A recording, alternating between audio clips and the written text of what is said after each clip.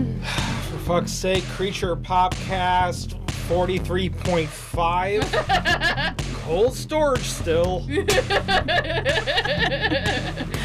I feel like I'm gonna start with that.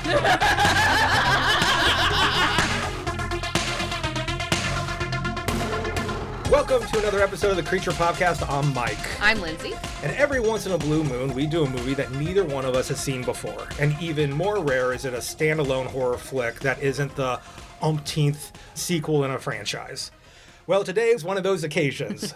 We're talking about 2026's Cold Storage, written by Hollywood favorite screenplay guy David Koepp, and directed by Johnny Campbell. Of course, David Koepp wrote and directed Stir of Echoes, so he's been around before. I talk endlessly about him on that episode, so we do. Go listen to that if you want my breakdown on him. This movie, despite being an absolute dumpster fire, is still the best episode of Stranger Things Season 5. And I don't even know if that's true anymore. I wrote that joke. This is going to be a weird one, folks, because this is the first time I watched this movie over a week ago. We had some technical difficulties getting to the table this episode, and I watched this a week ago, and it has aged like garbage in the hot sun ever since then in my brain. I hardly remember the third act of this movie at all. Lindsay is going to be just climbing on her back, and she's going to drag me through this movie. Is there anything you would like to say to set this up? I don't know. I mean, I felt like I picked this movie, I feel like, because I was hoping it wasn't as bad as people thought it was. Don't blame yourself. I think this was We didn't make this. You're not responsible.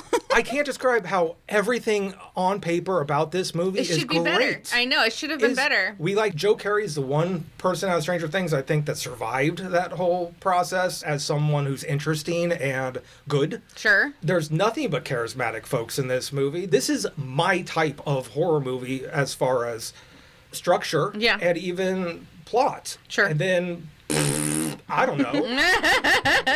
But maybe in the telling of it, because it's been a minute since I've seen it, that you will revitalize it. I will see. I don't know how my notes go. Okay. I mean, I have 8 pages of notes here, so I wrote stuff down. It's just not in my brain, so I don't know. And I haven't really had time to revisit them. Yeah. This will be fun because it'll be like, it's always, not always, but most of the time it's like a surprise for me. Now it gets to be a surprise for you, too. And this is also the newest movie we've ever done, I think. Probably. Like, it just came out. Except for Bloodlines. Yeah. Oh, Bloodlines. Like we did Bloodlines. Go to the theater for it. We almost did, yeah. Okay. We rented it. We did that theater at home rental to watch it, yeah. We kicked it down a week so we didn't have to go to it. Yes, we did. Thanks, COVID. Never again are we going to a movie theater. Oh, man. I've actually been in the movie theater like 3 times recently. Oh, yeah? And I was like, I kind of missed going here. Did you? Really? Not me. Is Well, everyone just on their phones? Is that just allowed? I don't think so, or at least I wasn't bothered. The last time I went, granted it was like a Tuesday, and I had gotten off work early, so we went to see the movie at like 5:15. John and I were the only ones in the theater. I mean, that's so like me. That doesn't count then. And then I was like, this is the best movie I've ever seen in my life. That's why we don't go to theaters as the other people. So that's what I think. There's not as many people there as there used to be because a lot of people haven't gone back. So, like, actually, I changed my story. Don't go back to the movies. Yeah. Shut up. That place is for me and me only. Everybody else stay out. It sucks there. Big rooms for me and Johnny. All right. Are we going into it? Yeah, let's start. Okay, so it starts with, I guess, text. The Skylab space station fell out of orbit in 1979. Skylab? Skylab. Okay. Do you know about it? Do you know Like, anything about Skylab? I have a lot of notes on Skylab if you want to. But it reminds me of Skynet. I was like, are we in the Terminator? Have you not seen Wet Hot American Summer at all? That also has the plot point of Skylab falling out of the sky. Yeah. I saw that once. So we'll talk about it. This is a real thing. This is another thing that I love in horror movies when they take real events and twist them a little bit to be like, what you didn't know about it was this. So, yeah, this is A Field of Stars, and over it says... Yes, it says, Skylab space station fell out of orbit in 1979. During its mission, it had been home to hundreds of scientific experiments. Most of the debris burned up on re-entry, but some of it crashed to Earth. NASA thought it had recovered every piece. They were wrong. They were wrong. And then there's an explosion in And you space. can see the pieces kind of falling through the stars. Yeah, and then it says, pay attention. This shit is real. Now, this first little thing is emblematic of this whole movie. Something interesting is happening, and then they put on a little thing at the end that sucks. Yeah. Why does it say this shit is real? It's so stupid. So I thought anyway, that was cute, honestly. fine. I'm just going to be a grumpy boy the whole time, I guess. So yeah, this was real, and there's some interesting things about it. Basically, for 24 weeks, between May 1973 and February 1974, there were 3 teams of 3. They did a bunch of experiments up there in life science, solar physics, student research, etc. And his fall to Earth was a huge deal in the media. And basically, they left and thought they might go back.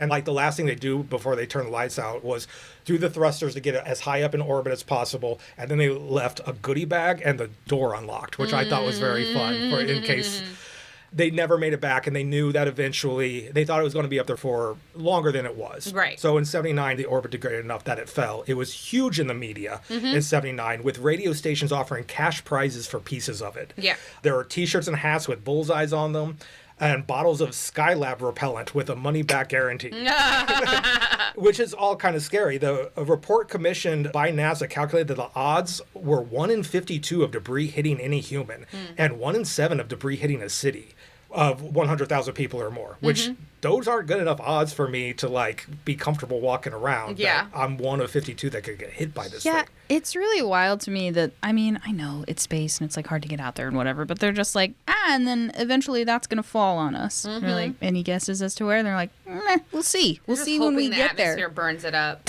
Yeah, so ultimately it's scattered all across the Indian Ocean and parts of Western Australia, which we'll get there in a second. And a man from Australia found a bunch of pieces near his home, flew to San Francisco, and claimed the $1,000 that they were offering at the radio station there. How much did it cost him to fly to San Francisco Exactly. in 1979?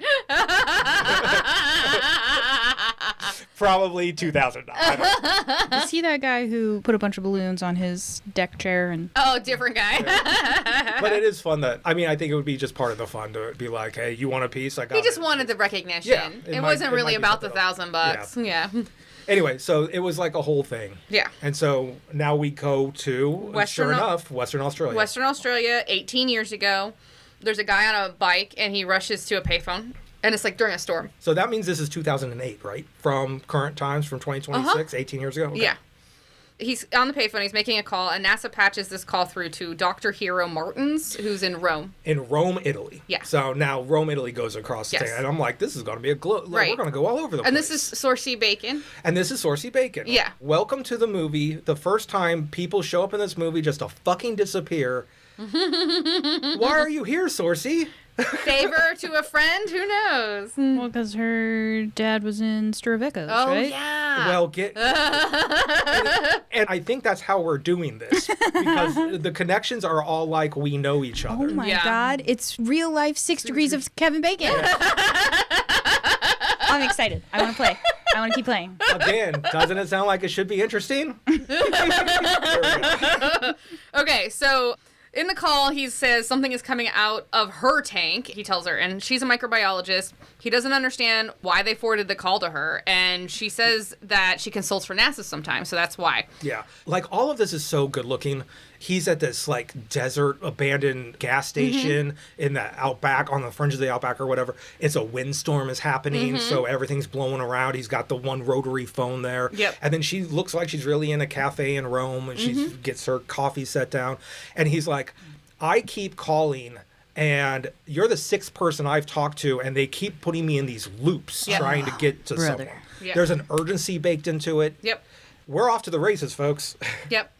So he tells her that there's a tank that his uncle found in the 70s, and now something's come out of it, and it's killing everybody. She has no idea what he's talking about, and the call cuts off. Yeah. And then we flash to 27 hours later, and Dr. Martins has arrived in Australia. And there's the same phone is Yeah. swinging on the crowd. Yes. Obviously, the man's gone. So The it's man's like, gone. that phone, something happened urgent that he didn't hang up the phone. Correct. Liam Neeson then shows up, and he is Major Robert Quinn.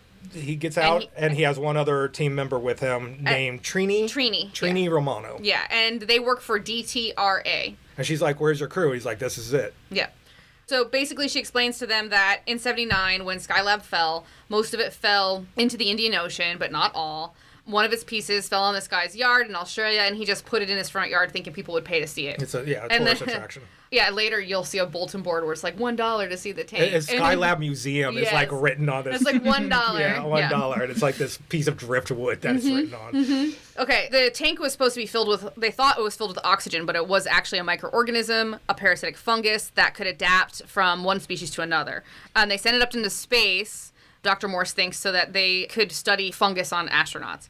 And this is mentioned. They're like, why would you send something like that up there? And they're like, you never know when something is going to be beneficial. We do dangerous shit with dangerous shit all the time. Yep. And sometimes it's a boon for humanity. Right. Well, it would make sense if you have like an organism that adapts to things to be like, if you could put that into humans, then when they get sick, they could like adapt to not be sick anymore. Right. Yeah. Or it could kill you. So it could go either. Dr. Martins thinks that the organism did not come back down as the same organism. Right. And now people in Kirikura are dying or dead. It adapted to something up there. Yeah. So then she injects herself with epinephrine for some reason, like Yep, a precaution. never comes back. Yep. And all she three of just them are bounces out of the movie? Well, she says that... No, the reason for the epinephrine never comes back.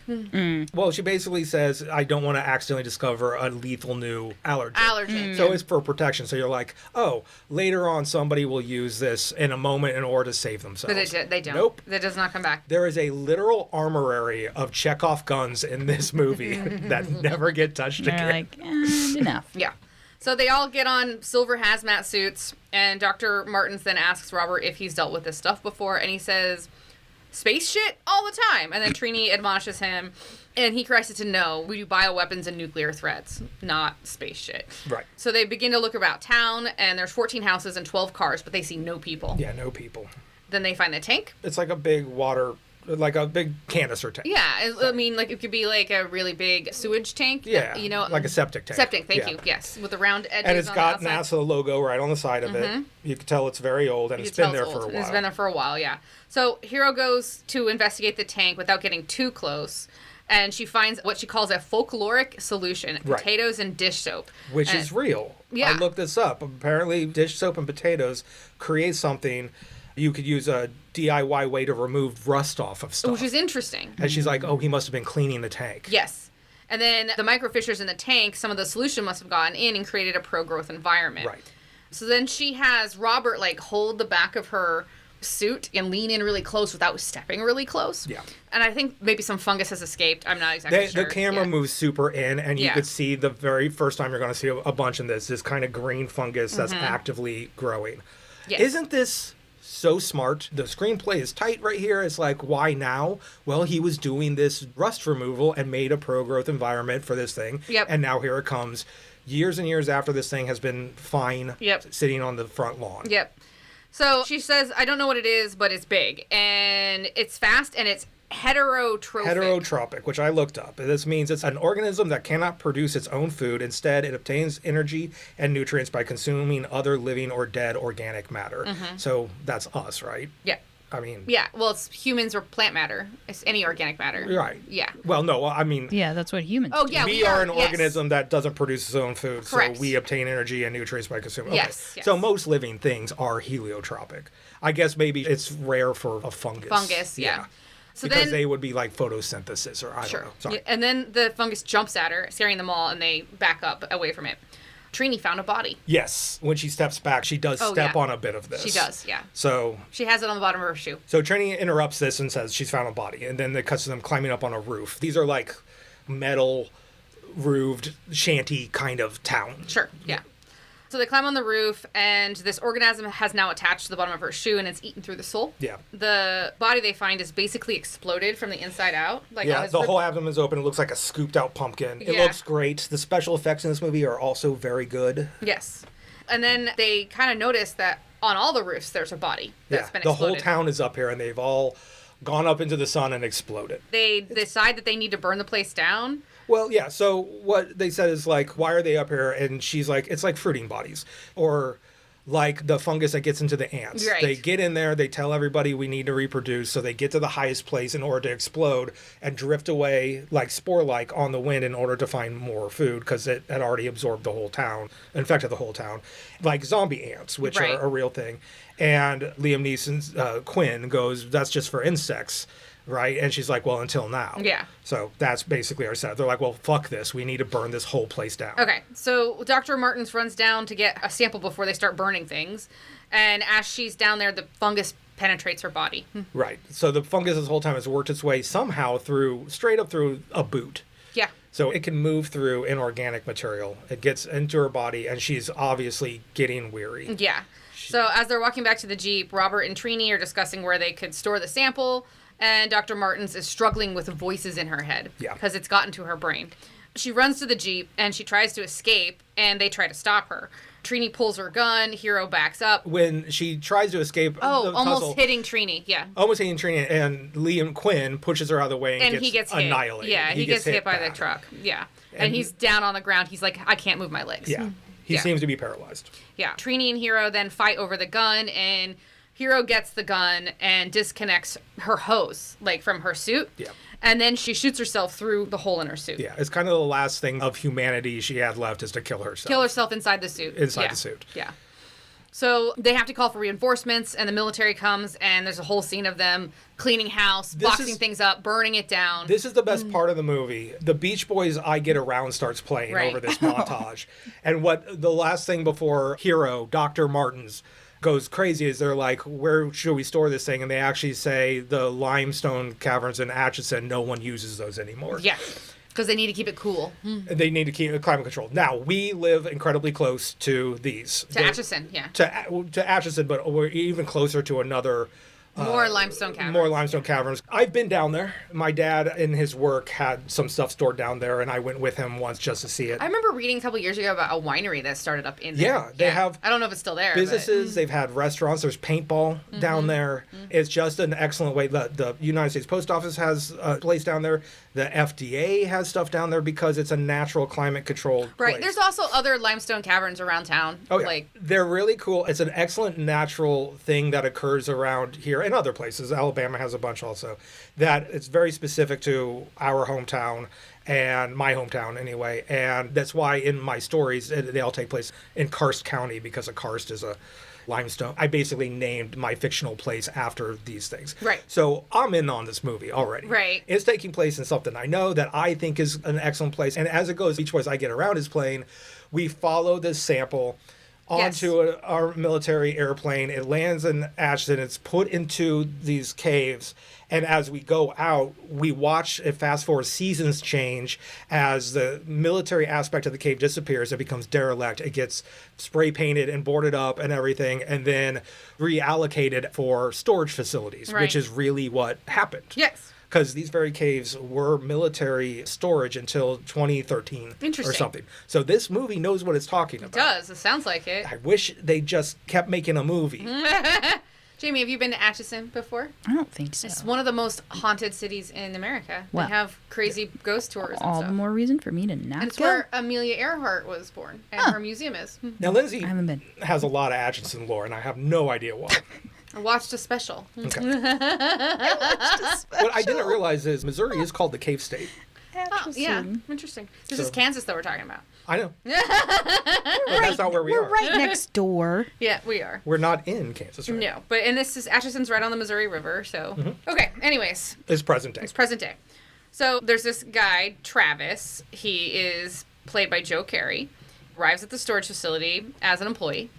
He's driving a very nice 1978 Cadillac Seville. I had this car. Yeah. This is one of my many, many cars that I used How to drive. many cars have you had? I have had 10. Maybe 11 now. Why have you His had dad so was many? a car guy. My dad and was There's a lot of working cars he only had GM. for like 6 months. A lot of them were on their last legs. A lot of them got taken from me. Yeah. You know, that type of Oh thing. yeah. When your mom take your car back. My mom crashed my Cadillac DeVille. I had 2 Cadillacs. So yeah. I think I'm on my 4th car right now. I think Varmint might be 11. You good? Or are you thinking? I'm on my 7th. I was counting. I thought you were just like, I quit the podcast. No, I'm counting. I'm on my 7th. This car. conversation is not interesting to me. I'm just leaving. I'm going to my happy place. Okay, So Joe Keery has he's stepped an out of his employee. car. He's arrived. His boss is outside trying to finagle him into some sort of shady thing he's got going on, but Travis wants nothing to do with it. Yeah. Boss says that he has to let them in and ignore it, or they're going to have problems. It's all very vague. It is. His boss They're not telling us what's going on. is an older guy, not an old man, but an older guy who looks like his name is Griffin, and he's got some scam going on that he wants Joe Keery's character, which we'll introduce, I guess, in a second. To ignore, because he's going to be the overnight guy. And he's basically like, you're going to be here, you're going to know about it, that makes you a problem. You're either my problem or you're going to do what I say, essentially. So now, Joe Keery's character has a terrible peroxide job that has grown out by many months. Yes. A neck tattoo. Yeah. He's got like little other things too. And other bad tattoos. Yeah. Other than that, he's pretty much the same character as Stranger Things. Without the extra charminess. If you cut out every ounce of charisma. Yes. I don't know how you could have this many good people in a movie and have them not do the thing that their careers are based off of. They're also trying to make him sound like, I don't know, like a dumb white boy rapper type guy. Yes. But without doing that very well. Without doing it well. Or maybe they were scared of that caricature would be offensive, so they tone it down to nothing. But then they gave him nothing else to replace it with. Exactly. Well, I was gonna ask, I was like, do any of these characters, since it's supposed to be taking place in Kansas, show up with like a very heavy Southern accent? No. Because I feel like that happens all the time. They're like, we're going to set this in the middle of the country. Everybody's got like a Texas twang. No. Like, So what are you everyone's doing? speaking fine. Everybody's speaking fine. And it's a white boy rapper thing, but also with a bent for self-improvement, because another thing that really doesn't come back a lot is he's listening to self-help tapes all the time. He is. Trying to like better himself. Yeah, he is. His name in this is Tea Cake. I was going to wait till they introduced him. His name in this is Tea Cake. His real name is Travis, but he goes by Tea Cake. And Tea, like letter T and cake, or tea like the kind of T-E-A, cake you like get you at eat the a tea tea cake. And I will go into the most emblematic of why I'm mad at this movie when he has a conversation. Okay, about fine. it. That's fine. Okay, so It's just fucking Tea Griffin Cake. is walking out the door and he tells Tea Cake that there's something beeping back there. Fix it. Yeah. And then he leaves. Oh, he's like, also, there's a new girl starting tonight. She's on lock check. Yes. So after that, we have a scene where an old woman who is Vanessa Redgrave. Vanessa Redgrave, 89 years old, walks into this movie. So this woman has Emmys, Oscars, all these awards, like works constantly, but is almost always as a voice. Yeah. You told me yesterday she's the narrator of all of Call the Midwife. Yes. So she gets out of her house, gets dragged out of her house into this movie. Yes. For a very strange... For an awesome setup. A setup that I love. Okay. So the old woman comes in to get to her unit. Her name is Mrs. Rooney. It's her anniversary, and it's an emergency, she tells Tea Cake. And so he kind of walks her to the elevator, and she goes downstairs. She's very grumpy. Down to sub-level 2. He's trying to be nice and help her, and she's just like, shut the fuck up and just get me into my storage facility. So she gets in the unit, and in the unit she has a gun in a boot, and she has a cot in there. She pulls out a photo of her husband, her dead husband, and she kisses it. And then she goes to shoot herself, but decides to have a nap instead. Yeah. She said it's her anniversary. It's her 52nd anniversary, and she kisses that photo. And it plays like this awesome idea that maybe she comes in here every year to finally do it to join her husband. And every year she's like, has a nap, lays down, and wakes up feeling better about it or thinking different and whatever. I love that setup because now we have Vanessa Redgrave with a gun in the movie. That's going to pay off, right? Yeah, it totally is. Back upstairs, Travis, he's off the desk. He's looking at the monitors. We're watching the new girl check the locks in the halls through the monitors. And then he hears the beep. And it sounds like a chirp to me. More like a chirp, yeah. Yeah, it's like that thing remember when our carbon monoxide detector was running out of batteries and we couldn't for the life of us find it? Yeah. It's that. Because we didn't realize it was that. Because it wasn't batteries. It was carbon monoxide detectors only last for 10 years, and then you have to replace them. So it's just like... So it was like, I'm a dying this thing. Is it was like, we don't work anymore. You have to replace it. So it's like a chirp. Because we replaced the batteries, and it kept doing it. So he gets onto the intercom, and he asks the new girl, Naomi, for her opinion. And she comes upstairs, and they can't hear the beep at first. Meanwhile, he introduces himself as Tea Cake, and she's like, oh, that's a famous character from the book. And he goes, nah, that ain't it. Long story, fairly annoying. Okay. Bunch of stuff to do here. Naomi is our other protagonist. She's played by Georgina Campbell. We will be seeing her again this Halloween. She's the main character in Barbarian. Really? Okay. Yeah. You know why you didn't recognize her? Because they've scooped every ounce of charisma out of her, too. I don't understand. Okay. But as they introduce each other, she says, oh, Tea Cake is named after that character in the book. And he says, it's not that. Then they never talk about the book. Nope. I never do. Not Ever. Once. Nope. So, how to do this? They just are like, I feel like they're trying to like really tangentially show us that she's smart without, you know, like just like little things without actually giving us any detail that sounds like it should be exposition, but it's not exposition. Well, this is what is so okay. How do I approach this? So I have a very narrow swath of knowledge, and almost all of it comes from I like writing stories. So I like picking weird stuff, and almost all of my knowledge base is just blooms from that and that alone. So I'm a real dum-dum about some things. I first found Zora Neale Hurston's works through a nonfiction book of hers. She was a Black author in the Harlem Renaissance. Off of a book called Tell My Horses, which is a nonfiction book, expose kind of thing about Jamaican and Haitian zombies, which will literally come up in this later. Yeah. And I was writing zombie shit. And so I found the weirdest stuff that and obviously it's more about like the Serpent and the Rainbow type vibe, the actual medicinal stuff that makes people seem like they're dead or lobotomizes them in some way. So they'll do whatever you say, even though they are living. From there, I got to Their Eyes Were Watching God, which is a classic that I maybe have read. I don't know very much about it, except that in it, there is a main character named Tea Cake. So that is what Naomi must be referencing. Right. It's the only Tea Cake I know of in literature. Right. The book she's referencing. So this movie has a young Black woman and a young man who visually is taking on the aesthetics of Black culture. Speaking about a famous, great Black creator. Twice, one fiction book and one nonfiction book, which they'll reference later, and then never say her name or either of the books. Right. It's like all this story was there, and then somebody at the end was like, but none of that. We're going to talk about that. We're going to set that up, but we're never going to explain any of it.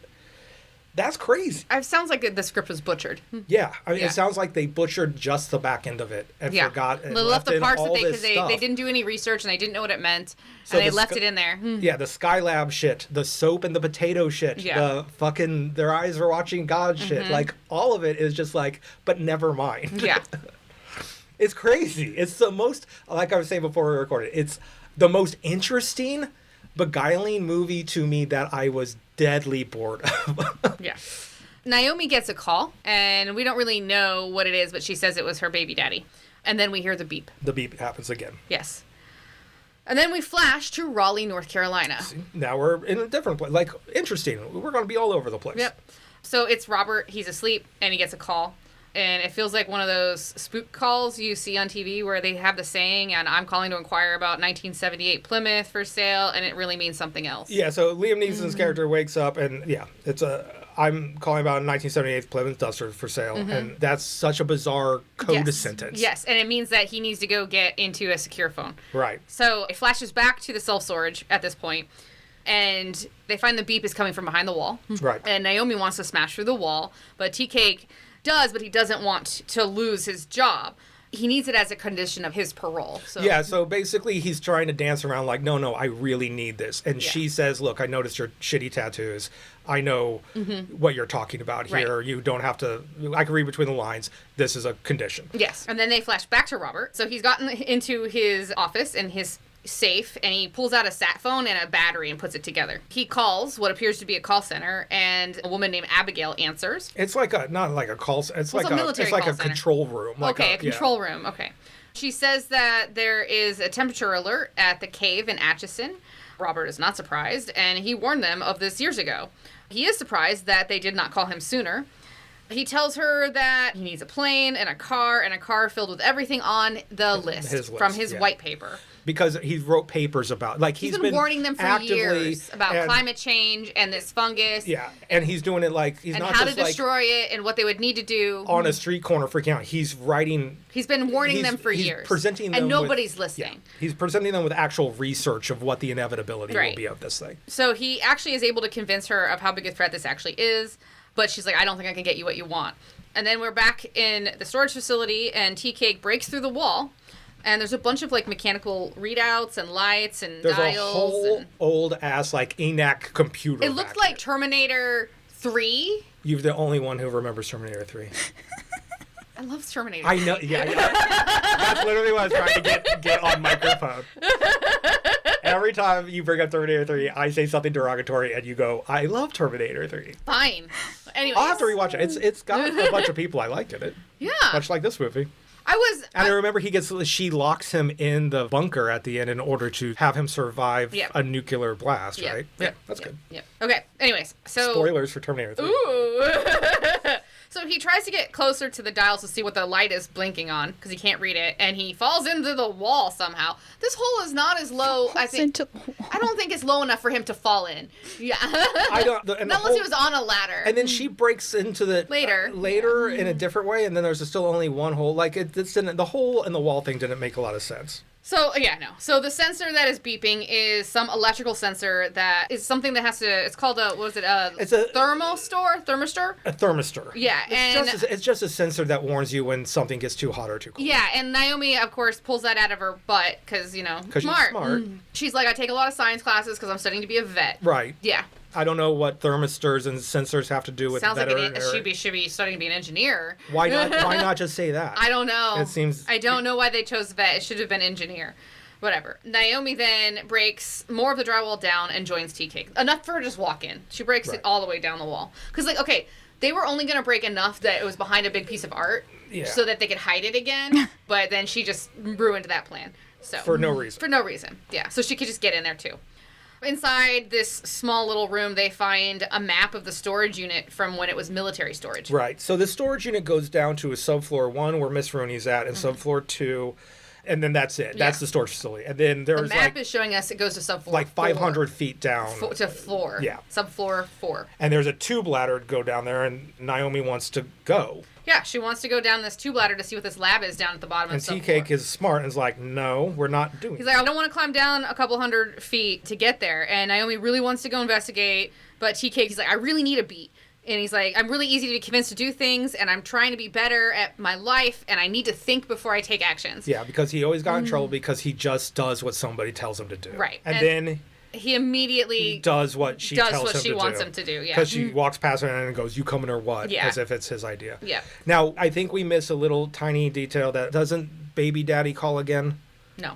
I don't think so. I don't have that down. Before he shows up. Maybe, but she doesn't answer? At some point, something happens where she tells Tea Cake that I have a daughter with this asshole. That was back before when he first called, and I skipped that. Okay, whatever. Yeah. Also, I forgot, she also takes a picture of the map with Tea Cake with her. Right. Yeah. So we know that they kind of share their lives. She goes, I know your tattoos. I know you're from Emerson or Emirate or whatever. It's a nonviolent place to put prisoners. So she's like, I know you're not a murderer or something. Yeah. And then on her end of it, she shares that she had a daughter very young. And she was 18. She had a daughter. She's a 6-year-old. That's why she needs this job. She's trying to get her shit back on track, going to school. Yep. And she has an asshole baby daddy who keeps calling her. Yeah. That's it. That's all we need to know. So they've gotten in the elevator and they're going down. Now we go to the parking lot where we see a red Mustang pulls in and drives to what appears to be Naomi's car, and we see it because it has got like kid paraphernalia in it. And that's why I brought this up, because this is shitty baby daddy. Here's the thing. The kid paraphernalia is a much younger child, not a 6-year-old. Okay. Maybe she doesn't clean out her car that often. Guess not. But in his car, he's all sweating and has an empty beer bottle and a gun. Yes. Is it an empty? Okay, it said exotic margarita on it. I know. Yeah. I looked it up. It's a real thing. Okay, is it? Okay. Yeah, it's a type of beer, though. Yeah. So for a lot of the movie now, I refer to them as T and N. So do I. Let's start right in. N and T. Go down with it. Great. So T and N arrive at the sublevel following the map that she took the picture of, and it gets to a janitor's closet. But from the map, it should be a whole lot bigger. They find a hidden door, and Travis, basically kicks it down. Yeah. Behind the door is a bunch of old stuff. Typewriters, gas masks, dusty full-on gear, biohazard suits. It's just a bunch of dusty stuff. And then there's also an alarm. So, this is a pretty cool alarm, actually. Every 10 feet, there's a red light that's up the walls and the ceiling, and it goes, and it just flashes, and it's every 10 feet down the wall. Yeah, and it's pretty cool. It looks cool. Yeah. Everything about this movie looks good. It does look good, yeah. But here's another part of this. So we're in this cool looking space, and they are having this fucking conversation about the word. I didn't write anything good. down. They're having this conversation about the word loquacious. Yes. Which she calls him because he's a chatterbox. Chatty, yeah. And it is so trying to be quirky and just nothing. No. There's just nothing to it. There was nothing there to write down. It wasn't charming. It wasn't cute. It's not flirty. It wasn't flirty enough. It should have been. Yeah, I mean, he's already said something about her eyes being nice, and she's like, "You like my eyes?" And I'm like, no one's successfally flirting, and they're pretending like they are. Yeah. The movie is. The movie's pretending like It's they like are. maybe they're just both bad at it. They are. They are. They're really bad at it. This is where he says his real name is Travis. So that's fine. Yeah. Okay, so they get to the manhole covering the ladder that goes down Yeah, it's a big to the tube it's ladder. like a hatch. Yeah, and he begins to descend. Yeah. In the parking lot, the man calls Naomi, and we extrapolate that this is Mike, her baby daddy. He leaves You're a about to be very mad. Yeah, sorry. Sorry, Gary, about what's about to He happen. leaves a voicemail, and he's like, I have a problem, and it's in that trunk. I need help, so I'm coming in. But as he goes to get out of the car, something is moving in the trunk. Yeah. It's And he's like, funking you're and- supposed to be dead. Yes. Is what he kind of Yes. says to it. And he starts talking to the trunk like, Mr. Scroggins, are you okay? So then he opens the trunk, and there's a big fluffy cat with half his face missing. Okay, so now let me do a pause here, because my favorite thing in the movie is about to come up. It's amazing, and you're not going to like it, but Is your favorite thing in the movie that this cat dies? It's already dead. it's already dead. That's what I'm trying to say. He did something bad. This the cat cat is in his trunk. This cat's half of his face is already gone with Yeah. the fungus. And so it's already a zombie cat, and it looks so like kind of what happens is so cartoonish. What we say is sounding worse than what it looks like. Are they going to explain how the cat got in the Yes. trunk? But In one of later- the must be vestiges gems of this movie, they do a really cool thing. They do. Looping back around Yes. this. Okay, so Mr. Scroggins has half his face. It's green like the fungus. The zombie cat, then he runs, and then he spits, he vomits howls a and little. He jumps past Mike. Yeah. He vomits a little like a hairball or something, and then he runs up a radio signal tower. Runs up a tower and at then the top. when he gets to the top, he impales his own head.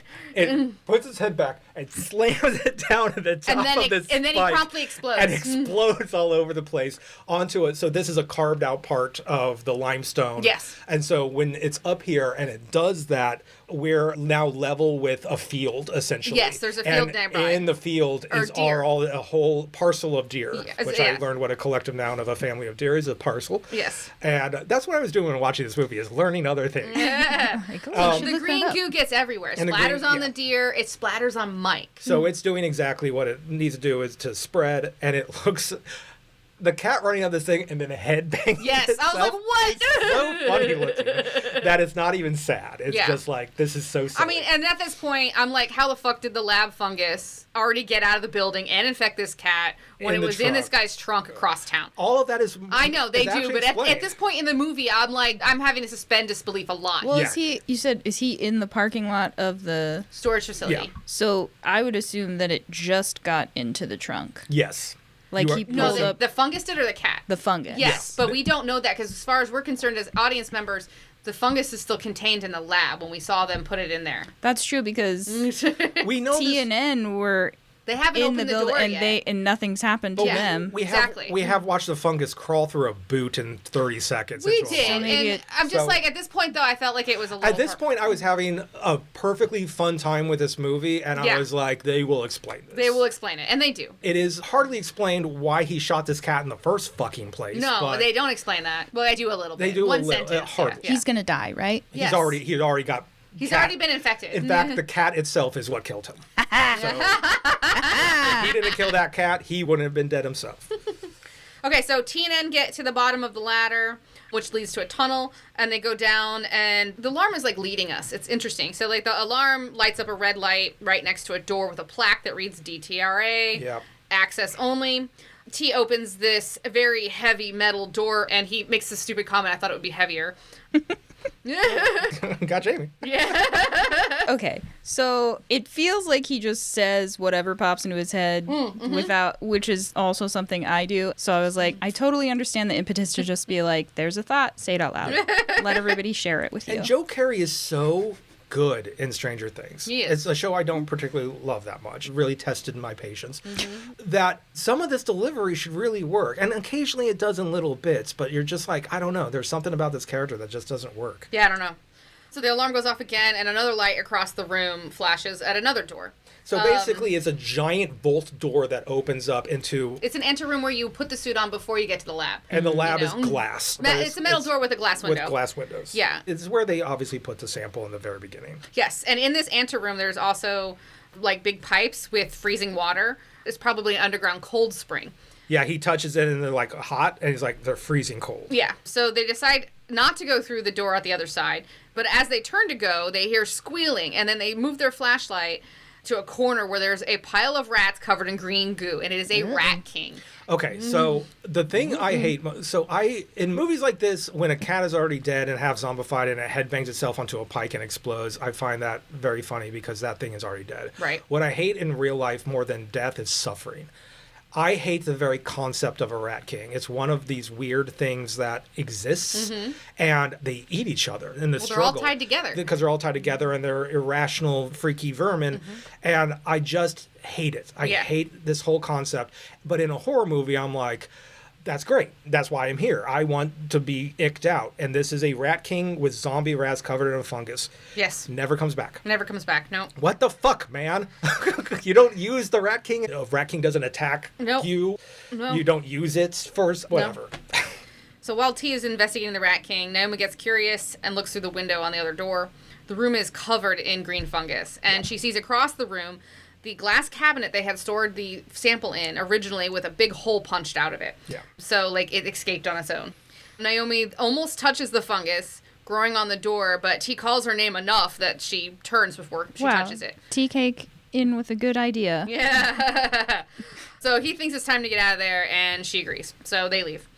Back up in the parking lot, Mike is vomiting. He's on his hands and knees puking. The fungus is in him, telling him to find more people. Yes, and the fungus reaches his nervous system, and he starts saying, I gotta find Naomi, and grabs the gun. Yeah.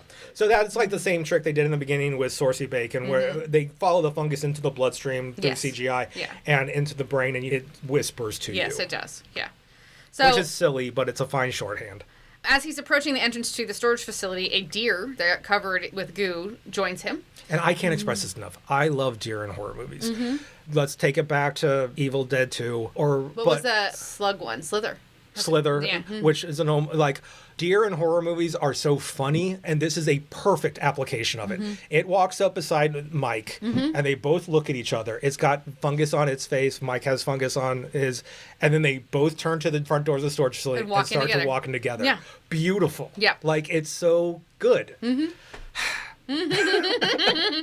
the air, Robert is reviewing the old footage from Hero's death. Yeah. He gets a call from Abigail at the military command, and she has to patch him into the new boss because Gordon, who he was expecting to talk to, died a year and a half ago. Right. And so the new guy thinks that... So the old guy's Gordon Gray, and what we're told from this is that Gordon Gray would be on Quinn's side on this, obviously, but he's gone now. He's gone. And the new guy, he just thinks it's a broken thermistor and Robert is overreacting. But out of respect for the old man, he has allowed Robert to check out the situation. Right. And he seems like an asshole. His name is Wesley in the thing. He's played by Richard Blake, much like Sosie Bacon. I don't know why you put him in this for so little. Richard Blake is awesome. He's been in a lot of Rob Zombie stuff, but he's the best part of Mandy.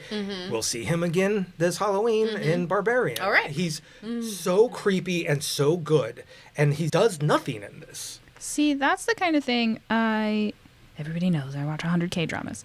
But there are certain Korean actors that I know are really huge, and you'll see them in like the first episode and then their character will die, and that's always a tell for like they're not dead, because there's no way that you got somebody this big to be in the movie for 5 seconds and then they're gone. You're like, they're coming back. And they always come back. So I would be really pissed off with this movie because I'd be like, that guy's coming back. And then they wouldn't come back. And I'm like, what the fuck? There's so many things, Rat King actors, the shot of epinephrine. That are like, don't worry, this is something. And it never comes. Because everyone talks about is the Hitchcock thing of killing off Jamie Lee Curtis's mom. Yeah. Something Lee. Janet Lee. Lee. And it's because Janet Lee was huge and it was unexpected. These actors aren't like oh, wow, you blew my mind that they're here and you killed them off real fast. It's just they're entertaining people to watch in movies.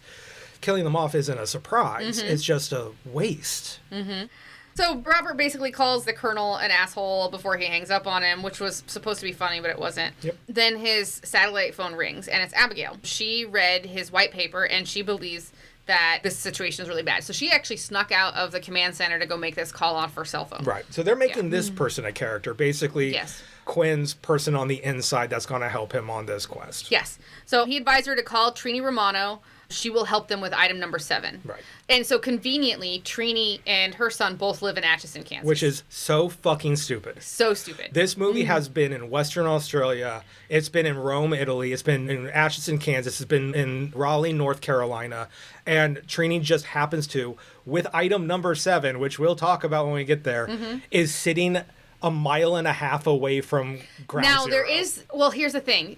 He is like 15 minutes away from where they're trying to get in Atchison, Kansas. So it's possible that maybe he lands at MCI and then they have to drive further north. And there is that 30-minute drive. Remember, he has to take a 30-minute drive to even get to number 7. Fine. You know, so maybe he doesn't quite live in Atchison. They live somewhere in between the two, like in North Kansas City. You know, But regardless, they have item number... Platte County somewhere out by the lake. Trini and item number 7 are within a half an hour They are. of this thing. So I guess the movie needed to say, like, I decided to have a whole fucking family right next to this place in order to keep an eye on it. Maybe But Trini... also, Well, that's she's what I was not- thinking. I was like, was she there to like But she's not the observe? one that knows what's going on. No, she's out of it now. She's Yeah. out of the loop. So, anyways, he advises... And wait till you hear what item number 7 is. Yeah. Okay, so in the storage unit, T and N have made it back up the ladder, and they're in the newly exposed room that leads back into the facility. They stop because Trini was Googling DTRA, and it's the Defense Threat Reduction Agency. That's where Right. they tell us what it actually is. As T looks at the website, Naomi notices a deer in the facility, and they watch it just get on the elevator. It's great. They look up and a deer is standing there and Staring at them. looking at them, and then it turns and it walks to the elevator, horn to the button or nose to the button to open it up. I don't remember. And then it walks into the elevator, and then the best line in the movie is delivered. That deer just opened the fucking elevator. Yep. And it's still not even very good. Well, and then they say, how does that even happen? Yeah. And 'cause- then the movie shows us. Now the movie's finally showing us how. Right. so the fungus knows how elevators work. Yeah, because it's a hive mind. Because one of the other humans. Because knows. a human has it. Well, we can say hive mind okay. is, they don't really explore that They that don't, much, but come on. And that deer just opened the fucking elevator is in the trailer. Yeah. So you, for fuck's sake. Yeah. So we cut to years ago. Yes. So years ago, the slime mold multiplied, burst out of its test tube, and out of the cabinet, across the floor, through the metal door, and then a couple of hours ago, Now, a hang cock. Okay. All of this is happening while Blondie's one way or another is Yes, playing. yes. Again, pretty funny. Yeah. Yeah. So then hours ago now, some cockroach ate some of the fungus. Yeah. The cockroach then Fucking got. cockroaches. Yep, the cockroach then got out of the building and then was promptly run over by the red Mustang. Well, the cockroach moves past the rat and then goes past Mrs. Rooney. So the cockroach is moving through the movie Yes, at this point and yes. gets up into the Yes. parking lot. And the car runs it over. So then the slime mold leaves the cockroach's body, crawls up the tire into the Goes trunk. minutes ago. And Minutes then ago, yes. And then infests the dead cat. The That dead Mike cat shot. that's sitting in the trunk. That will be the last clever thing that this movie does. And now, this is why I really wish you had a beer in you at this point, because I think the heavy lifting's going to be on. Do we need to pause? I'm sure there's something I can go borrow from John. I am not enabling you to. You are on a journey, and I am not going to disrupt that journey. So then T and N have now decided that they need to call DTRA. Get into a lot of letters now. Yeah.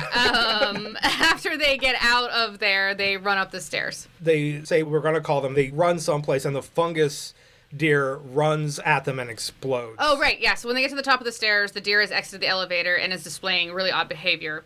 The deer comes running at them, and they hide behind a shelf as the deer explodes, somehow getting none of it on them. Of course.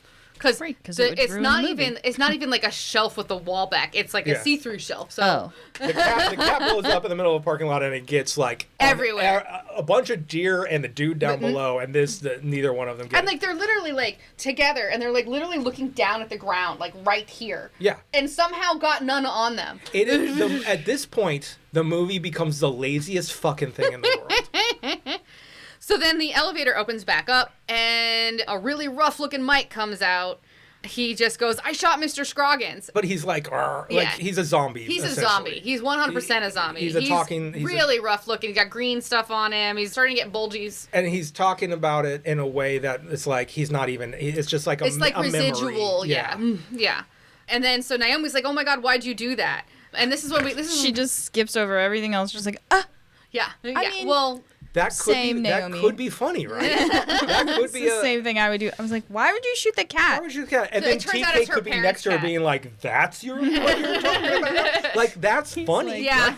This isn't what your baby daddy normally looks like. Right. But Mike pulls out a gun and says he wants to throw up in their mouth. Yes. That's instead what the movie does. Yes. Actually, before that, he's like, I didn't know the gun was loaded, but it just went off, and the cat was dead. And then he wasn't, and now he's green stuff. Yeah. Yeah. And then Mike now tells them to open their mouths because he wants to throw open them. And then he pulls the gun, and he starts shooting at them, and he's yelling, open up your mouth. Yeah. And they're running. If it can reanimate the corpse, why wouldn't he just shoot them, kill them, and then His motor control's not great right now. He's doing one of these, right? Yeah. And then, so as they run, a napping Mrs. Rooney is awakened by the gunfire. Shooting. Yeah. So they've gone downstairs, and they're running through the maze of storage units, trying to find a place to hide or go, with Mike screaming at them. And he's just screaming Naomi over and over again. Yeah, but you can hear like an echo, but you can't see him. He's just and he's not moving as fast as them. And he's definitely not moving as fast as them. They end up having to get into a storage unit just in time. Because obviously, since he's the manager there or whatever, he's got keys. So he unlocks somebody's storage unit and they get it in, but it's still a foot off the ground when Mike reaches the hallway that they're in. And so Mike is just milling around outside. They're down here in like you said, it's a foot and they're basically just hoping Mike doesn't notice the gap. Yes.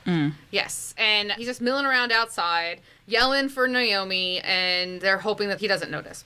So when they're all in the clear, they stand up, and Tea-Cake knocks into some drum kit. Yeah. Because I'm like, that sounds like a drum kit, because it's dark, you can't see. It's kind of funny. It would have been funny if it was a full, like they showed it, like if he tripped into a full-on, Yeah. and then something falls out the top and hits a cymbal. Yeah. See, I'm workshopping this movie in real time here. You are.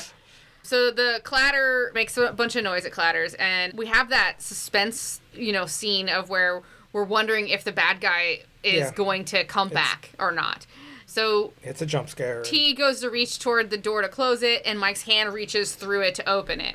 But T wins the fight, and as he closes the door, it scrapes Mike's hand, and they are able to lock the door from the inside. This is the time they actually call DTRA. Right. Robert now has arrived in Kansas, and Trini... It's a cute moment there where Naomi calls them, and what did they say? To call the cops, and they say, call the fucking army? Yeah. Okay. Yeah. I'm trying to give flowers where I can here. Yeah, I know. They were like, should we call the cops or should we call the DTRA? And he's like, call the fucking army. Yeah.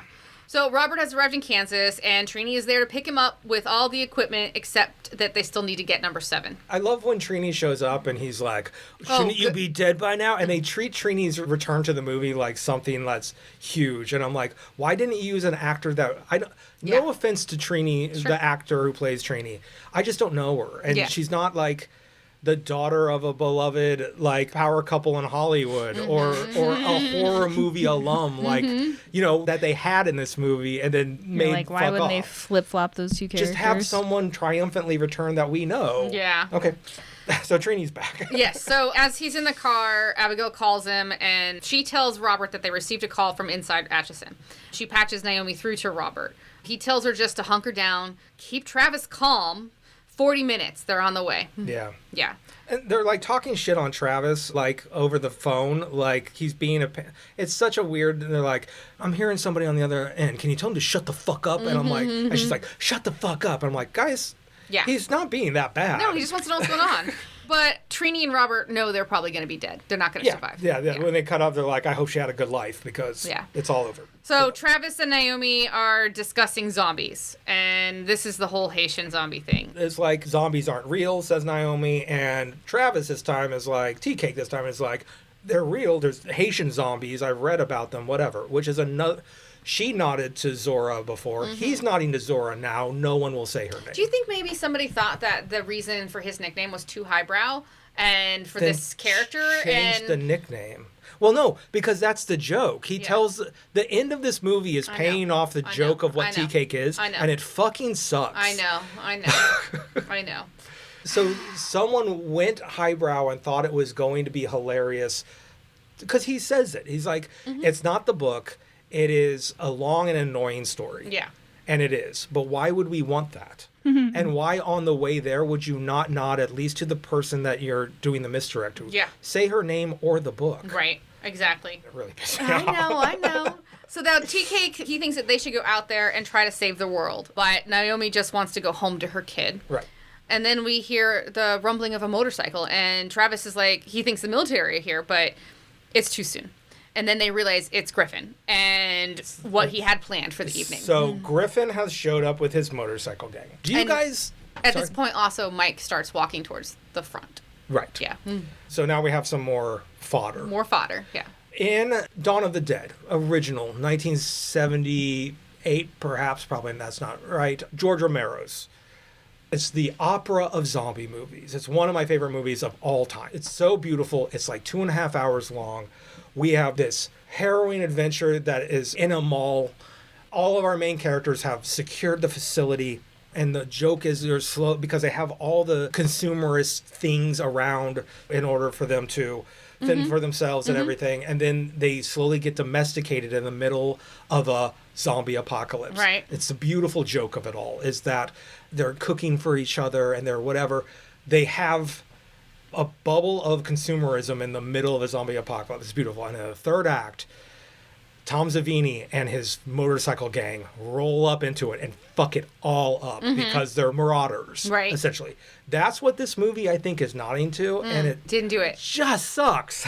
I mean, this whole motorcycle crew, they don't seem like they're hard asses at all. They're not, well, they all have their stupid names, Well, of course they and do. they all are here to do a stupid thing, Yeah. which is the plot of the Fast and the Furious one. Right. And I think it's all tongue in cheek. Right. But we have had exactly one zombie in this whole thing, Hold on Yeah. just a second. and a deer. I'm gonna check something. Hello? Okay, we're recording. For fuck's sake, Creature Popcast 43.5. Cold storage still. I feel like I'm gonna start with that. Welcome to another episode of the Creature Popcast. I'm Mike. I'm Lindsay. Thank you. Sorry. And we're back, y'all, after a brief hiatus in the middle of an episode. In a first, Bob the Husky got out, ran all over town, and we had to take a little pause to get our baby boy Bob back home. So the vibe has changed a little bit as we enter the third act of Cold Storage. Yes.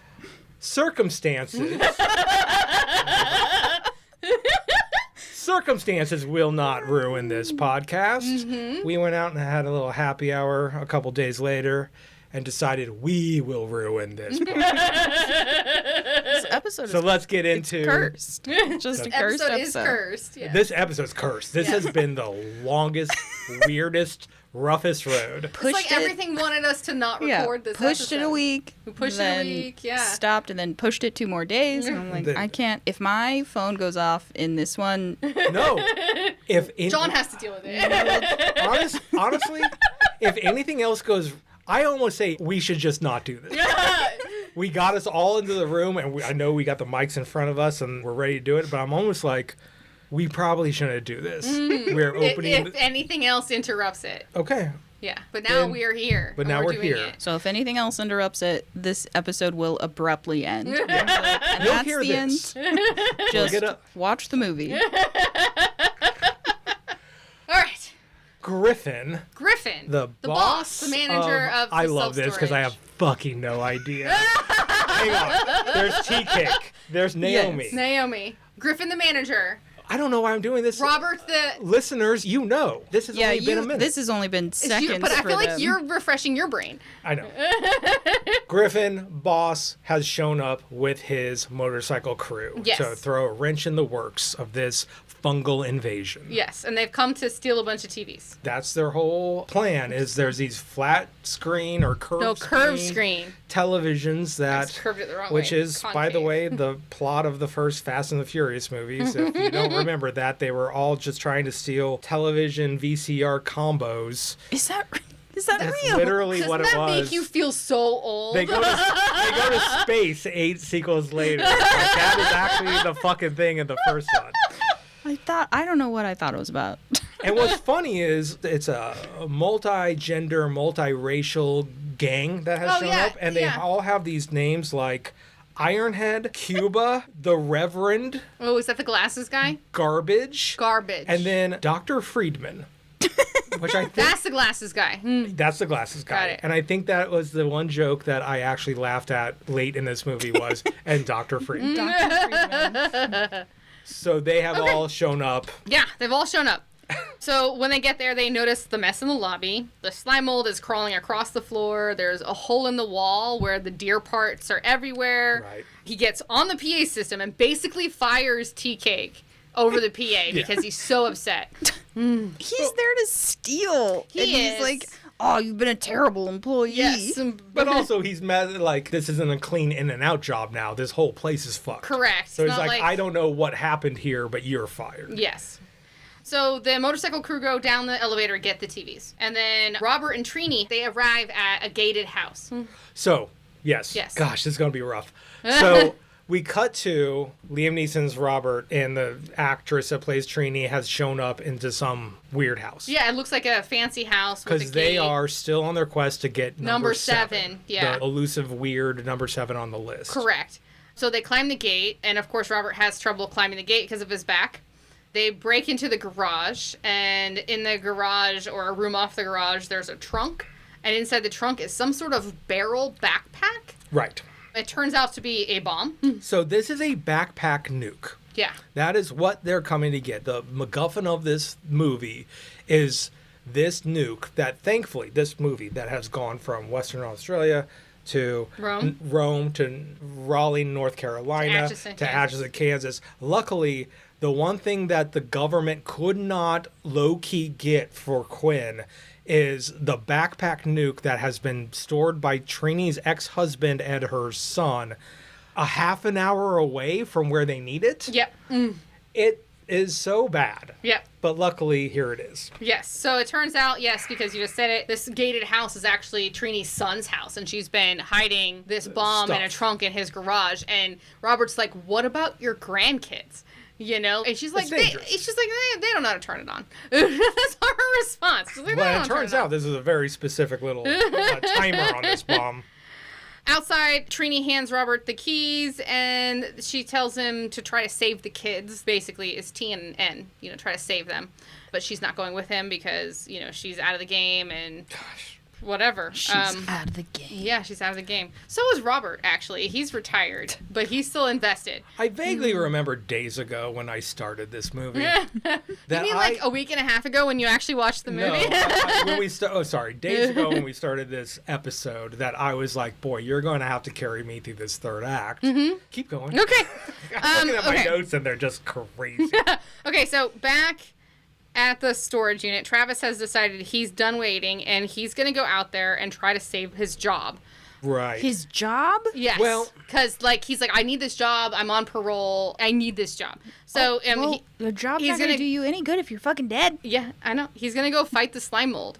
He thinks that the army isn't coming. He thinks, that Robert is bullshit and the army's not coming. He thinks he and Naomi are the only people that they should fight this because the army's not coming. So Naomi does not want him to go out there, and she wants to just stay safe here because she thinks they are coming. So this is the whole thing. The tension here is actually between, trying to give Tea-Cake a little bit of a character here to go, I want to go save lives. He wants to be more than he is. Yes, shit's going down. I have an opportunity. This is the test of, try to be a hero or do I stay here and hide? Right. It's almost the... But she has the single mom syndrome where she needs to get I'm back alive to her for my kid. Yeah. Exactly. And so you kind of recognize the plight of both of them. Of course. And then fuck it, because this movie just says fuck it every time, like it did when they were both talking about, I need my job so I'm not going down in the tunnel with you, where now Tea Cake goes out and she's like, fine. He gives her some crazy speech. And he's now gotten her on board to fight the slime mold with him. He's now the leader of her. It's the reversal kind of what happened before. This is a moment where it's supposed to be charming. She tells him that he's more interesting than she thought he would be. No, she's wrong. He's not. No one is interesting. No one has ever been interesting. Okay, so then Mike is now approaching the bikers who are in the storage unit removing TVs.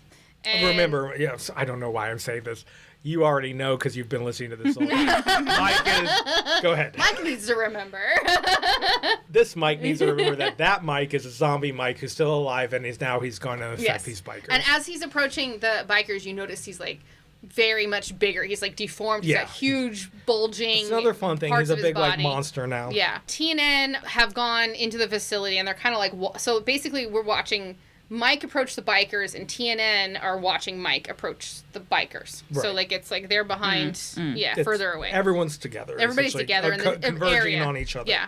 So the bikers notice that Mike is there, and they think he has COVID, which I did think it was hilarious. Oh my God, he's got COVID. Strongly disagree. I hate all COVID jokes. Travis is now yelling at them to get out of there, to get away from him. And then Mike just starts vomiting on the 3 bikers that are still in the storage unit and covering them in the green goo. Yeah. And then here's the thing.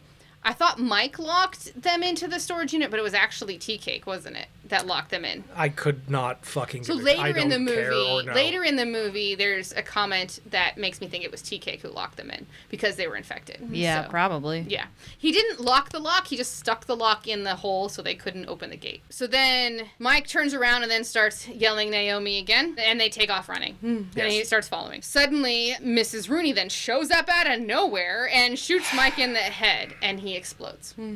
Yep. Well, welcome back to the movie, Vanessa Redgrave. Yeah. Who could have guessed that a human would just explode? Yes, that's true. And then she goes, something wasn't right about that young man. Like, it's definitely not right anymore. Sure. Upstairs, the other bikers decide that there's an active shooter, and that includes Griffin. Griffin and his buddies, they decide that there's an active shooter, and they need to go investigate. So they pull their own gun. Abigail is on the phone and she's updating Robert that there are other people in the building because at some point off camera, Naomi called her to tell them that they left the storage unit that they were in because there were other people in the building and they needed to warn them what was going on. So Robert says that he needs satellite and that anybody with an infection will read hot. And then he makes an ominous comment. Right. I mean, this is... about what he has to do. And there's no other way. So he's just going to bomb the He's going... Yes, they will be bombed. But before they're bombed, we're going to get to this place. And no matter who comes out of there, we're killing. And Trinity's like, you're going to... Or I don't know. No, maybe I don't know who it is. But someone says you're going to execute them just for being possibly exposed. And he's like... He doesn't really say anything. But he's like, yeah, that's probably Abigail. Yeah. Yeah. This man is he's prepared to go willing all and able to contain this at all costs. Yes. Yeah. So Travis is now leading Mrs. Rooney to some back staircase so she can escape. And as she's leaving, he tells her to toss the gun in the lake, And so she tosses the gun at him.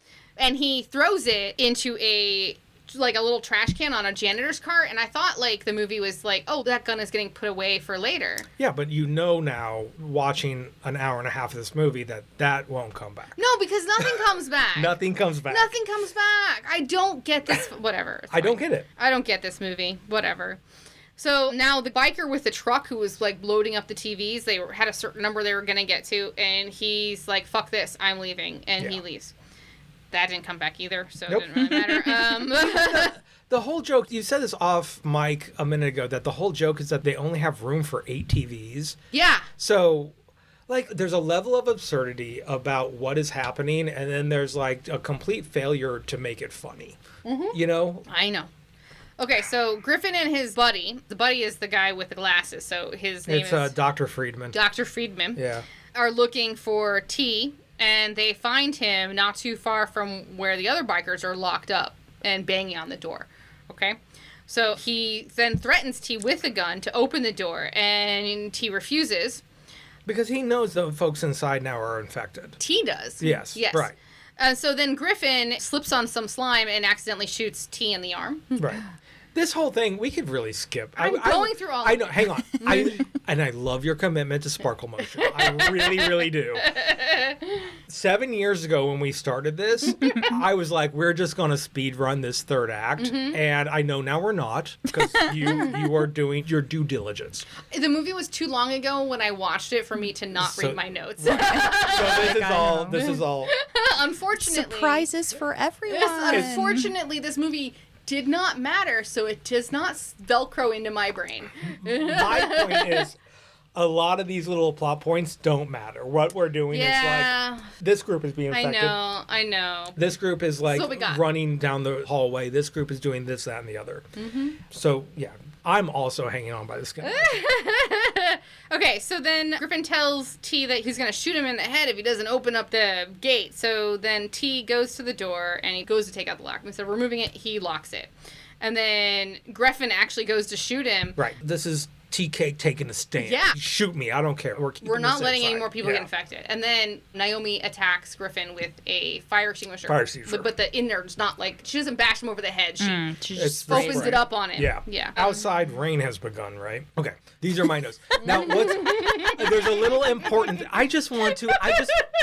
What happened here? the silence in your face. You're like, rain has begun, and we both looked at you because we're like, you were the keeper of the notes, and you're just like, I didn't write down rain. I don't remember rain. I want to impart this part of the movie with a little bit of dramatic issue, because the whole part of this is that if the water starts getting to this fungus, it's going to multiply. I don't remember rain happening outside while Robert's on his back on the ground. I bet in 4 sentences you will say something about rain. We'll see. We'll see. You know what? We'll see. Okay, so now Tea Cake and Naomi have run off down the hall, and the two bikers are now fighting over the gun. And then the kids run up the stairs. They go outside. They run into Robert, and he decides to arm them. So I guess he's off the ground. Okay. Yeah. No, he hasn't made it to the ground yet. Sure. well, I was like, when did he fall? He didn't fall yet. Not He hasn't yet. fallen yet. Sorry. Inside, Griffin goes back to the storage unit that his buddies are locked in. And he's like, the door is locked, but Ironhead, you have the key. And so then Ironhead lifts the door just enough to slide the key out. And Sure. this jumps a lot. Sorry. Yeah, because a lot of this doesn't matter. We're kind of into. Have we gotten to the place where Quinn is outside sabotaging the remaining No, vehicles? that's coming up. Okay, cool. Robert then gives Naomi a gun. And then he tells Travis that his job is to wear this bomb and go down to the sublevel 4, arm it, and then he has 9 to 16 minutes to get out and get a mile away. Right. Because This is the all very stupid. timer on this very old bomb is finicky. Which makes no sense. It's also a finicky timer that he actually can say what a range would Right. be. He's just making something up to make them feel better. I love that you're doing the job for this screenplay. So he's like, the bomb will go off underground and radiate the area, killing all life forms, but keeping them safe because it won't go into the atmosphere. Right. It will be a nuke that will take care of this fungus, but it will be so far underground that it'll collapse on itself, not irradiating the entire environment. Right. And then Robert's like, I'm going to stay at the entrance and kill anybody who tries to escape. Right. Inside, Griffin has now unlocked the storage unit, and we see that TK was right, and his buddies are infected. As they come out, the guy that was with Griffin, I forgot his name again. Dr. Friedman. Friedman. Dr. Friedman. Sorry. So I can go. I think I've done. PhD. Shut up, Michael. I've only complicated things at this point. Okay, as they come out, Dr. Friedman, who was with Griffin, backs up in fear, and he falls on exploded Mike's body. Okay. Yeah, He and hit the goo. and it gets covered in goo. Covered. And then he takes off running in terror. Griffin pulls out his gun on his affected friends, and then the woman biker says, let's take it easy, and let's get out of here. And as they turn to leave, we hear groaning from the storage unit. And inside, Griffin goes to look, and it's Cuba, and she's like, I don't feel so good, and then she explodes. They're just exploding now? Okay. Yeah, that part's Well, I weird guess- because I thought that he would get infected, but he didn't. But the whole time, at least the movie is That one consistent on this exploded one so thing that fast. Yeah, she did. every time it gets into your brain, it's like it's trying to do a different version of infecting people. Right. Whatever the circumstances necessitate. So they're exploding super fast because blah, blah, blah. Well, if you think back to like The headbanging Australia, cat I didn't feel work. like originally they just got up high and then exploded. Well, so. because there's no water, there's no whatever. They were desiccating, so they had to get up and try to go with the wind. Right. But here it's like in Australia, daughter Bacon, Sosie Bacon. Daughter When it Bacon. got into her head, she was like, Bacon bits. she jumped into a car to start trying to drive. She did. And then with Mike in the parking lot, when it got into him, he was like, find people. Find Naomi, So yeah. it's trying to do the shortest route Right. during whatever. It doesn't make any sense in the real world, but Yeah, it's a movie. So TNN are now suited up in level 4 hazmat suits, and they are entering this facility with the bomb. Then Dr. Friedman is going up the stairs as they are going down the elevator. Robert is puncturing tires. here we go. Yes. Yes. He's Quinn is sabotaging vehicles. He's sabotaging the vehicles so nobody can leave. Abigail is in his ear, and she's on the satellite and telling him that there's a heat signature coming for him right behind him. Right. It's this dumb scene where he's like, where? And he never sees him, and she's like, it's right behind you. But he catches the guy, and then Robert sees him, shoots him with the automatic weapon. Yeah. Guys, I can't express this enough. What you're listening to now is just a beautiful shot by shot of what this is. If you get to this part of the movie, just turn it off. It is fine. Everyone lives, I think. I don't even remember. Lindsay? Okay, so the force of this automatic weapon hurt Robert's back so bad that he falls to the ground. Yes. And he can't move. But he tells Abigail he can still shoot them. He can still do it from the ground. They keep people from leaving. Right. So, He's doing this weird thing where he's just on the... Liam Neeson's on the ground in the rain, by the way. I can't express that enough. And is just like trying to guard the front from the ground. So TNN have gotten to the ladder to the sub-basement, and Naomi goes to the bottom, and Travis lowers the bomb on a rope. Now, my question is, Go. where did they get 500 feet of rope? Lindsay, where do we get 500 minutes of movie? I don't know. You're so annoyed. I, frankly, am quite annoyed. Okay. I cannot believe your notes are... I get the rock and the hard place that we're up against right now. This shit is so boring at the end here, and it is interminable. You know what I think would be a good reality show? Let's do it. You just tell me. locked people in a house and you're like, you just make them podcast all day, every day. And this is like day 3 of the podcast. We're at each other's throats. I can't wait for this episode to come out where you, producer Jamie, have done your magic and have tried to stitch this 2 days together. It's going to be great. It's in here. We'll see. We'll see how it goes. Okay, so back outside, Robert shoots all the motorcycles because he didn't have enough time to puncture all the tires, getting the bikers' attention. And then the girl who was going up the stairs with the guy whose name I can't remember, big bald guy. Ironhead, I believe. Ironhead, yeah. How could you Iron forget? Face? I don't know. And she actually goes down the stairs. And the guy looks at Griffin weirdly. Ironhead looks at... And so TNN take the bomb back into the room with a door that they originally found down in sublevel 4. They get it inside the anteroom. And they open it up, but it's like covered in slime mold. And they see the bomb in the middle, and it says 6 minutes on it. And he's like, that son of a bitch, he already armed it.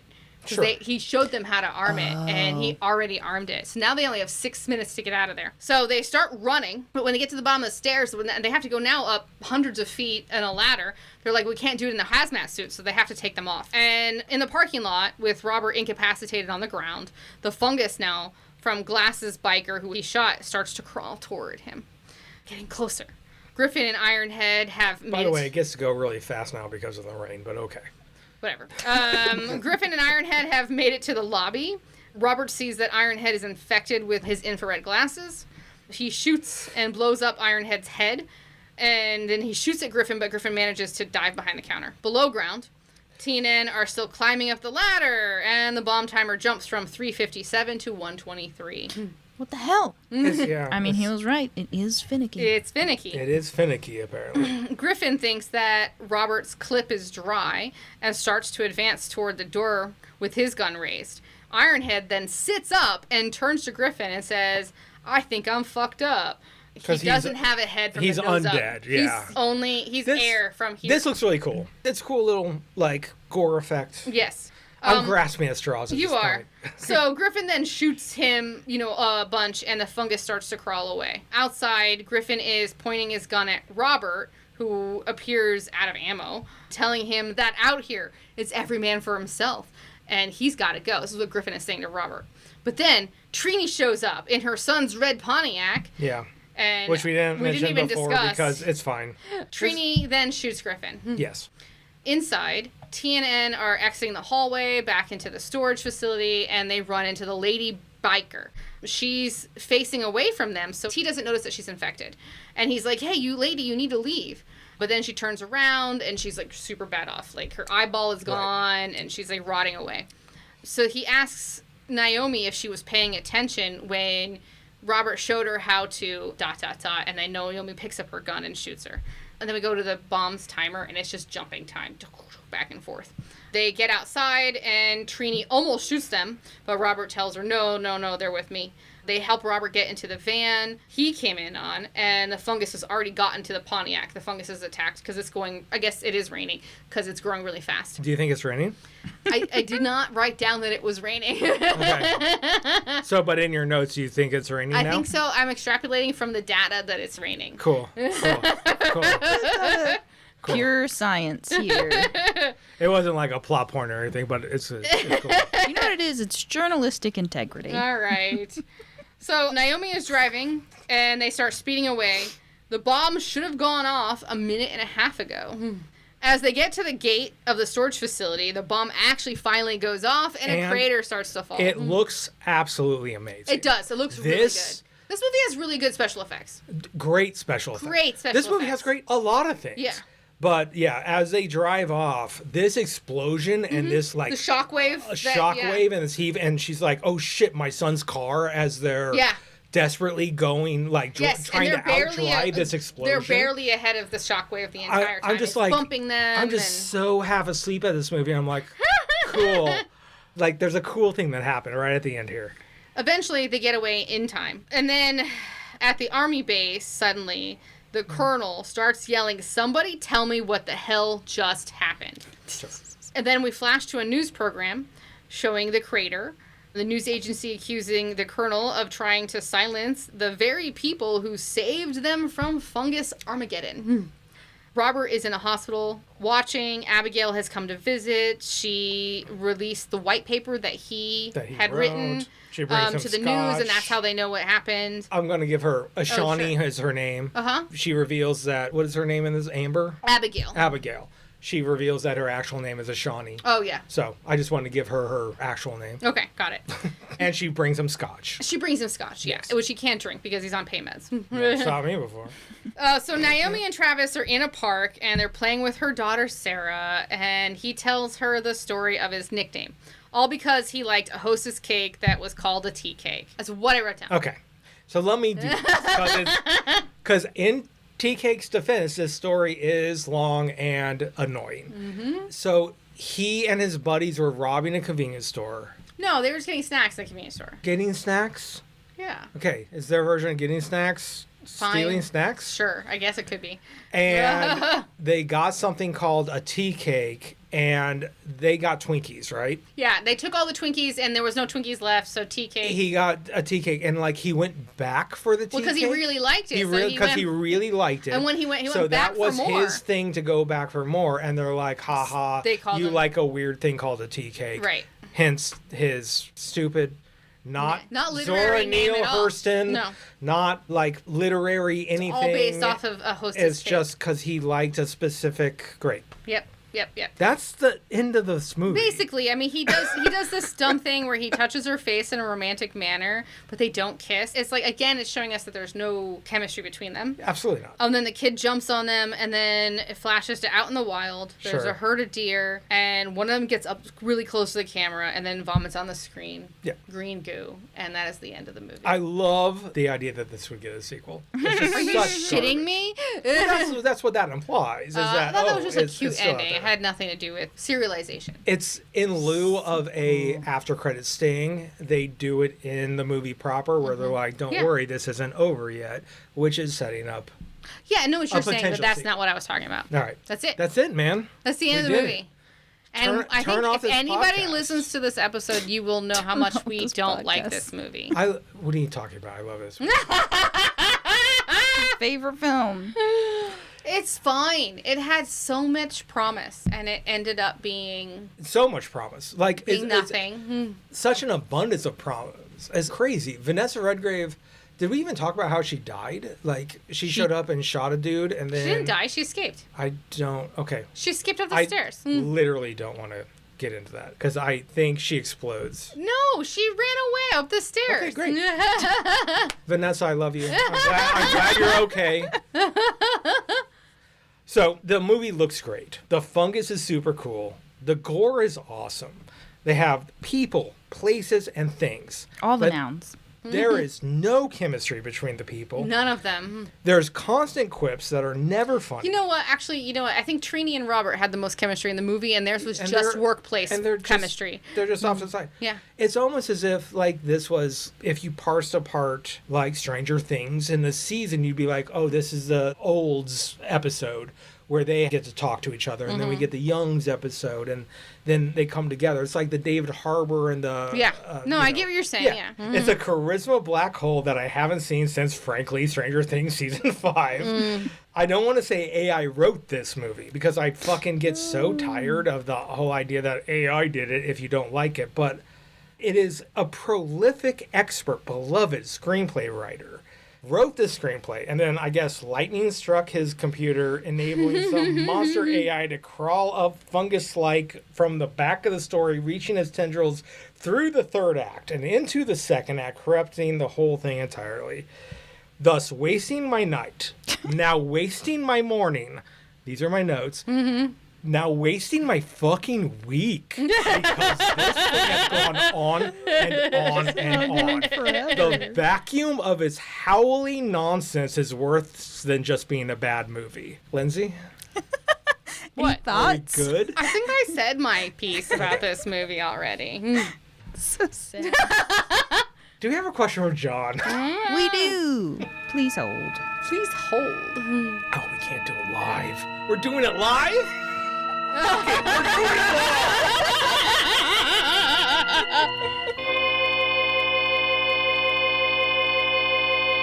So, you guys remember the show Street Smarts? No. Street smarts? Mm-hmm. No. I'm sorry, I do not. No, there's no follow-up question. Question. That was it? Do we remember the No. show Street Mars? You remember? And we did not. So Street Smarts was a show that I'm- used to air Late here night on 38, and it was when like you were like 12. they would When you were 12? Yeah, you were probably 14. they would get If you were 12, I was 17. they would do like it was like trivia based, and they would ask people on the streets these questions. Then they would Okay. get 3 contestants in the studio to look at the videos of people. They would ask the people in the studio the question, and they'd be like, "Do you think the person on the street knows the answer to this?" Okay. So it was like It was like Jimmy Kimmel before. it What's was the guy who's always like yelling at everybody who asks random questions on the street too? Billy I mean, Eichner. he does look Oh, like yeah. he yells at people. He doesn't. He was pretty chill. I mean, he does. He got look more like Southern he's California got vibes. some hands. And this was here on 38? He's got some hands down on the side. 38 the with spot. his- it wasn't a local show. It was. Oh, It was okay. like nationally syndicated. Yeah, I don't remember that at all. So yes or no? We've just answered it. No, no. Well- John asked his question, and I wanted for you to elaborate. You wanted me to. You told me Not no you. follow up. I love how fucked up this question from John is in relationship to how fucked up the episode of this show is. Well, and also, like, yeah. What did you guys watch? Cold Fuck storage. you, John. Come on. You know everything about what we do up here. It's about slime mold. It's a fungus, Isn't that not what a slime mold. Brittany Murphy died of? No. Brittany Murphy A didn't. slime mold aggregation is very technically like a weirder thing than a fungus or a. So this is a mold. slime fungus. This is just a fungus. It's just a straight up fungus. It's like the Last of Us fungus. Right. See, now you're learning more about the movie just from me being here. I guess that is true. It's a fungus, not a slime? It was. That was I one thought it of was those. slime, but because it's also vomit. That's What's a gets- slime compared to a fungus? Well, fungus has many different forms. What are they? Well, one is Mushroom. Like mycelium just underground? Mycelium underground. Yeah. What other fungus forms are there? I think as an entity, There's it's spores. One of the most unknown We don't things study because it. they're yeah. almost aliens, right? Sure. I guess. Remember when you told me no more science questions? We like science questions. What are you talking about? I you said that. You said When- that when I asked you about the mitochondria. And it Oh. wasn't a physical why is the mitochondria the powerhouse of the cell. It was more of why does the mitochondria Right. need to be the powerhouse? Oh, that And by question the way, was since asked then- incorrectly then.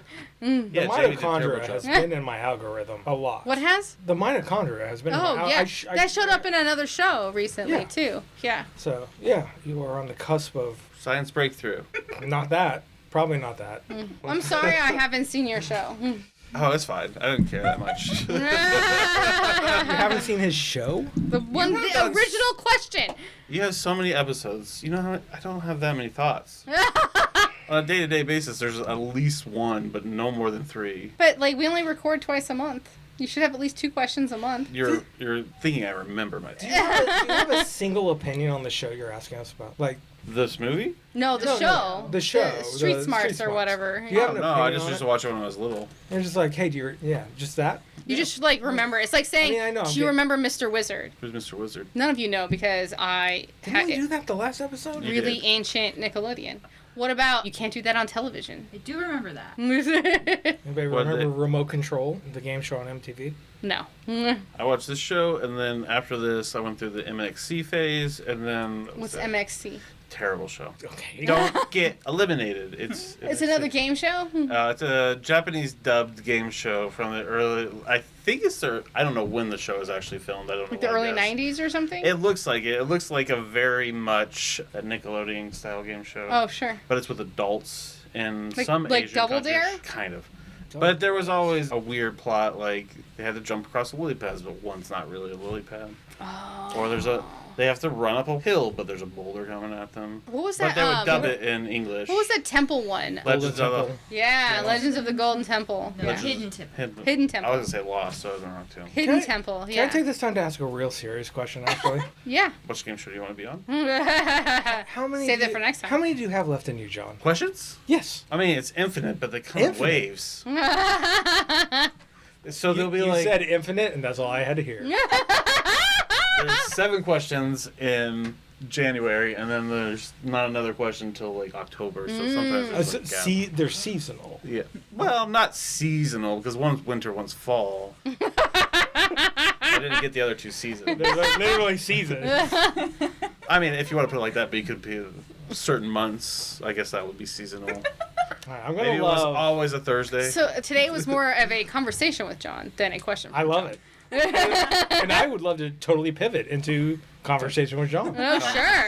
You But have- then John has to be here Think to about do the it. fucking fruits and vegetables. that we can learn about. This is going to be a great edit. I don't have any idea what this is going to be. But in this steaming hot room, I'm going to bring this I feel down. pretty good. You have just been infected by the Creature Podcast. I want to thank our producer, Jamie. She's a fun guy at cherrystreetstudios.com or cherry_street_studios on Instagram. Thank you to Kevin MacLeod for our music. All of our art is made by Lindsay and myself. You get all our episodes and our merch and a great deal on subterranean leasing opportunities at creaturepop.com. Until next time, you're a dear John. You're a dear John.